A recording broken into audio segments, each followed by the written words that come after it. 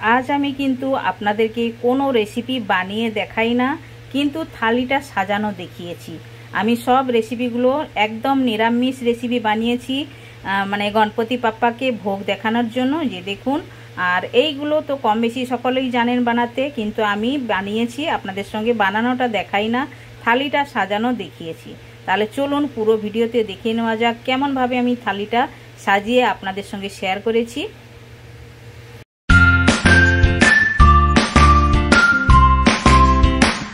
Hello everyone, welcome to my channel. কি রান্না করিতে আপনাদের সবাইকে স্বাগত। আশা করি আপনারা সকলে ভালোই আছেন। তো আমি আজ কোনো রান্নার ভিডিও দিচ্ছি না, আমি কিন্তু রান্না করে নিয়েছি ঠাকুরের জন্য, মানে গণপতি বাপ্পার জন্য আমি ভোগ বানিয়েছি। তো কি কি ভোগ বানিয়েছি, থালিটা আমি সাজাবো আপনাদের সঙ্গে, আমি সেটাই শেয়ার করব। তাহলে দেখুন, আমি প্রথমেই রেখে দিয়েছি, এইটাতে ভাত রেখেছি। তো ভাতটা আমি দিয়ে দিয়েছি। এখন দেব আলু ভাজা। বাঙালির তো 5 রকমের ভাজা তো অবশ্যই চাই, তাই জন্য আমি 5 রকমের ভাজা করেছি। এই দেখুন, এটা হচ্ছে কলা ভাজা, আর করেছি পটল ভাজা, আর করেছি এটা হচ্ছে লাল কুমড়োর ভাজা,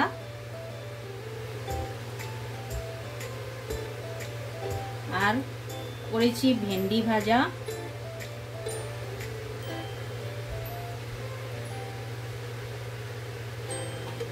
ভেন্ডি ভাজা দিয়ে দিয়েছি আমি। আর এক্সট্রা একটা ভাজিয়া আমি করেছি, ওটাও আমি দেবো ঠাকুরকে। 5টা তো হয়েই গেছে। এই যে লঙ্কার ভাজিয়া, এভাবেই লঙ্কা পাওয়া যায় আমাদের এখানে, এই লঙ্কার ভাজিয়া কিন্তু খুবই ভালো লাগে, তাই জন্য আমি লঙ্কার ভাজিয়াও দিলাম। 5-এর বেশি আছে, কোনো অসুবিধা নেই, দেওয়া যায়। এখন আমি দেব ডাল।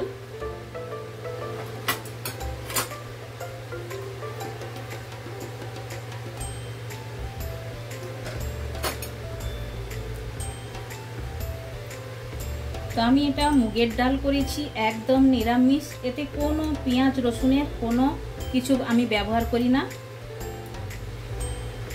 এটা হচ্ছে মুগের ডাল। আরেকটা আমি বাটি দিয়ে দিলাম। তো এখন আমি দিয়ে দেবো পনিরের তরকারি, একদম নিরামিষ পনির, খালি পনির নয়, পনির মটর তরকারি। এই যে দেখুন, মটর পনিরের তরকারিটা আমি বানিয়েছি, একদম নিরামিষ। এটা দিলাম। তো এখন আমি আরো একটা বাটি রেখে দিলাম। এখন দিয়ে দেবো আমি পায়েস। বাঙালির তো লাস্ট পাতে একটু পায়েস, মানে মিষ্টি চাই, যে কোনো জিনিস, পায়েস হোক, সুজি হোক, যেটাই আপনারা বানান না কেন, তো মিষ্টি তো অবশ্যই চাই।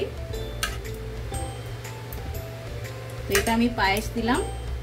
তো এখন আমি দিয়ে দেবো লুচি, একদম ফুলা ফুলা লুচি বানিয়েছি।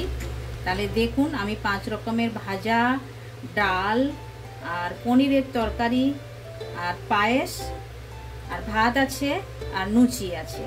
তাহলে আপনাদের এই থালি সাজানো রেসিপিটা কেমন লাগলো? রেসিপিটা তো কম বেশি সকলেই তো বানাতে জানেন, আর বানিয়ে তো থাকেন আপনারা বাড়িতে, কিন্তু আমি বানানোটা দেখালাম না, আর থালিটা সাজানো আপনাদের সঙ্গে শেয়ার করলাম। আর আমার এই থালি সাজানোটা আপনাদের কেমন লাগলো কমেন্ট করে আমায় জানাতে পারেন আপনারা। আর এই সব রেসিপি যদি আপনাদের কোনো রেসিপি একদম নিরামিষ রেসিপি, কোনো এতে পেঁয়াজ রসুন কোনো কিছু না দিয়েই আমি বানিয়েছি, এই সব রেসিপির মধ্যে কোনো রেসিপি যদি আপনারা জানতে চান তো আমায় কমেন্ট করে বলতে পারেন, আমি আপনাদের সঙ্গে শেয়ার করব। এগুলো কিন্তু খেতে দুর্দান্ত স্বাদের হয়ে থাকে। আর যে কোনো ভগবানের নামে, মানে ঠাকুরের নামে যদি ভোগ আমরা বানিয়ে থাকি, খেতে তো একদম সুস্বাদুই হয়ে থাকে। তাহলে চলুন, আমার এই ছোট্ট ভিডিওটা আপনাদের কেমন লাগলো কমেন্ট করে আমায় জানাবেন। থালি সাজানোর ভিডিওটা তো আমি রান্না করে তো দেখাই না, কিন্তু রান্না জিনিসটা সাজিয়ে আমি আপনাদেরকে দেখালাম। এভাবে ঠাকুরের কাছে ভোগ দেওয়া যায় খুবই ভালোভাবে।